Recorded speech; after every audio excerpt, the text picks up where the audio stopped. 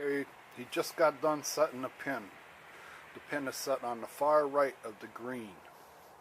Okay, which means you've moved the target all the way to the right of the green, all the way toward my house. You've got it as close to the line of my house as possible. Now, let's see where you're hitting from. Okay, there's the tee he's hitting from. And I'm halfway between the tees and the flag, and I'm just offline. So any ball that's hit in the air by anybody young and strong has a good chance of going on my lot. And because they're trying to hit a target that's on the far side of the green, like right there, they're aiming right. Not only everybody has their own shot pattern, their own shot dispersion, or their area, their, let's see, what do we going to call it? We call it, everybody has their own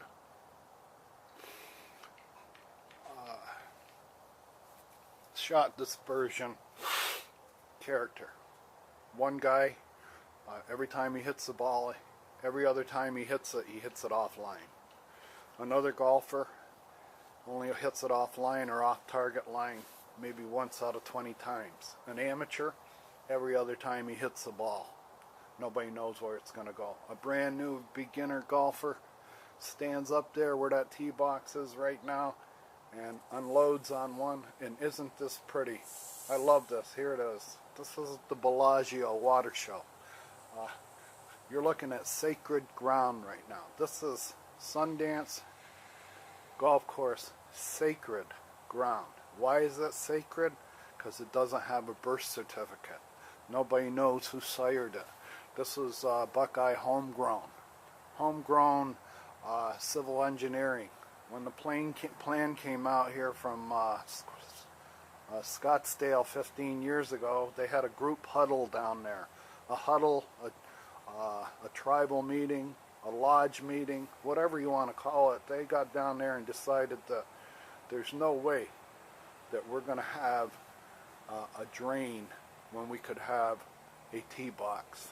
So the drain has to go away so that we can have our sacred tee box here for the ladies, and that's why the drain doesn't drain. That's why tract A doesn't drain. It has nowhere to drain to. On the end of tract A, where it's supposed to drain into a catch basin, which where you see all this water right now, is supposed to be a catch basin. That drain, it's got a threshold on it. It's right over there.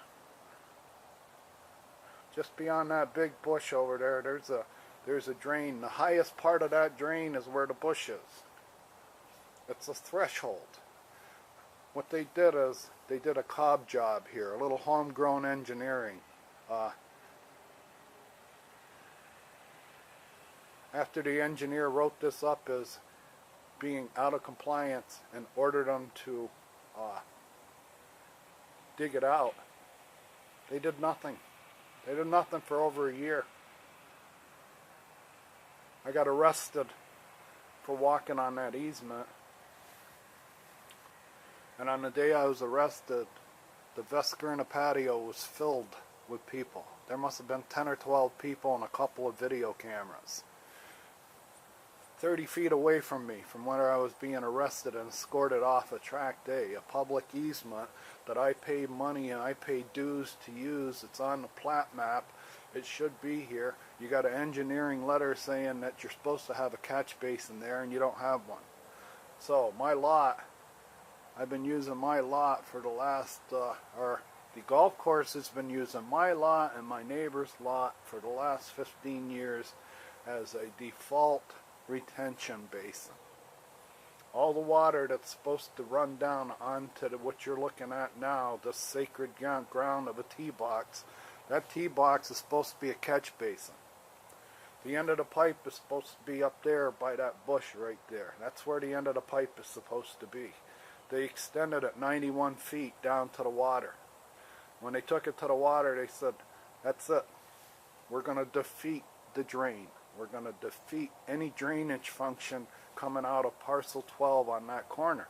And we're going to substitute the drainage function with a catch basin on Mr. Lasham's land. Lot 316, lot 315. We're going to hold all the water up there. We're going to put a berm across Mr. Lasham's lot and keep the water in his yard. And we're going to lower his foundation, his pad, by 3 inches, so we have a place to park the water. You will see videos later. But this is what I deal with every day. Every day I deal with this setup. The reason I was arrested is I threw a golfer off my property. Let me tell you a daily event that occurs right here. You got golfers. The other morning, Friday morning, when you had a busy day, everything was put over here on the curve. Alright, as far to the right as you could make it. As close to my house as you could, and as far back. And then the pin was right where it is today. By 8:15 in the morning, I had my first golfer walking onto my property. You opened it up, say 6:30 was the first golfer went through, or 7 o'clock the first golfer. By 8 o'clock, I had a man walking over these plants, walked straight up the hill. He was going to walk onto my lot after his ball. This is the culture. This is the golf culture here at Sundance. Because it's 15 years old and the golf course was here first, and whoever plays this golf course for the last 15 years has played with the assumption, the rule, the protocol, the tribal knowledge, whatever you want to call it, that all the lots are part of the golf course. Those lots didn't have any houses on them when we first started playing this course 15 years ago, and we could walk on any lot we wanted to whenever we hit a ball on there. And that same culture exists today. The same culture exists. And nobody at the clubhouse, nobody at the pro shop, nobody is putting up signs, nobody is telling golfers that this is a tight golf course. It's arena golf. If you want to play grip and rip golf as a young man, plan on buying a window. You don't tell them that. You just take their money and say, go out and grip and rip. Well, that's what they do. They come out and grip and rip with no intention of ever replacing a window. If they break a window, they won't admit it.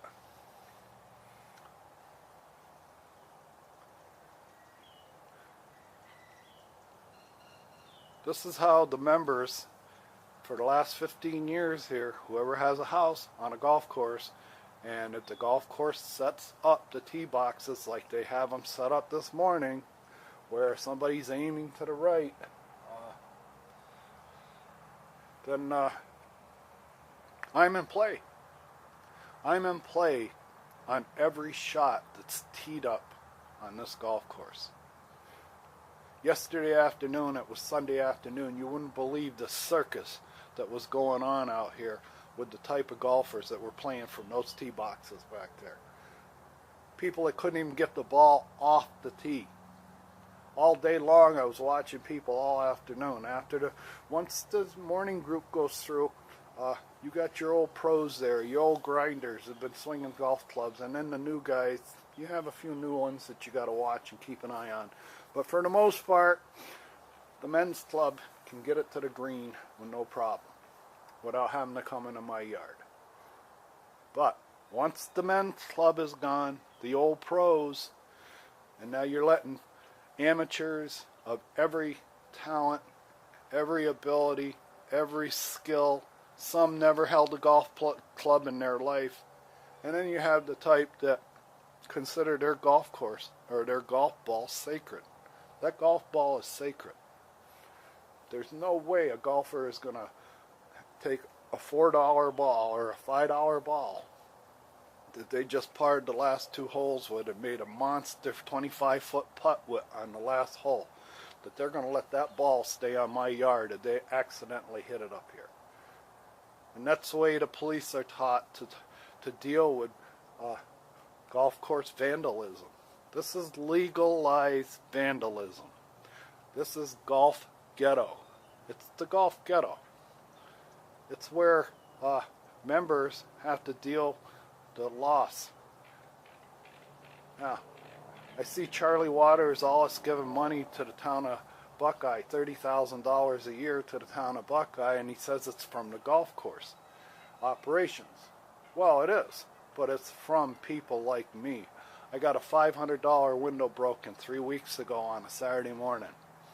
There was nobody here. Everything was empty. It came from the 5th fairway.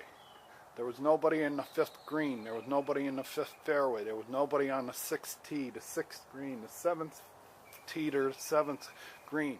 It was open. It was an early Saturday morning, and the wind was blowing from the east. And this somebody up on the 5th tee box launched a huge drive that hit 233rd, bounced down 233rd a couple hundred yards, and finally took out my big picture window. The lady came to me immediately. Within 30 seconds, I was holding a golf ball that hit her window. Within a minute. So I went right out to the golf course. Where that white stake is right there at the end of my bushes, I waited. It took me about 10 minutes for the group to broke the window to get down to the green. And during that time, nothing happened. There was nothing here. Nobody here. That's what I'm talking about, white ghetto golf. You had 4 white men, 2 young men in their 20s and 2 young men in their 40s or 50s, playing together. And when I approached them about who hit my golf ball, they all played stupid. Well, we don't know what you're talking about. We didn't hit your golf ball. We were playing the other hole. We couldn't have broke your window. How could we break your window? We were playing the 5th hole. That's the answer I get lots of times when you try to go out and tell somebody, you just broke my window from the 5th tee box, and you're like 400 or 350 yards away, and they look at you like, how could we have broke your window? Well, here's how you broke your window. They got 2 fairways. They got the 233rd street or drive, and they got the 5th fairway. They're about 80 feet away from each other and parallel to each other. So anything that's hit up in the air, into the wind, with a little fade on it, ends up in 233rd. On a day where you sell 250 rounds of golf, it rains golf balls on the 233rd. It rains golf balls. Windows get broke all day long along the 5th fairway when you have an east wind. Talk to any window replacement person in the valley and ask them about Sundance. Ask them about Sundance, how lucrative replacing windows in Sundance is. They'll tell you point blank is when the wind blows, it's ka-ching.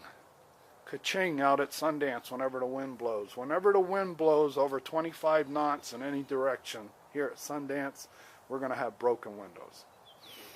Especially from the east on the 5th hole.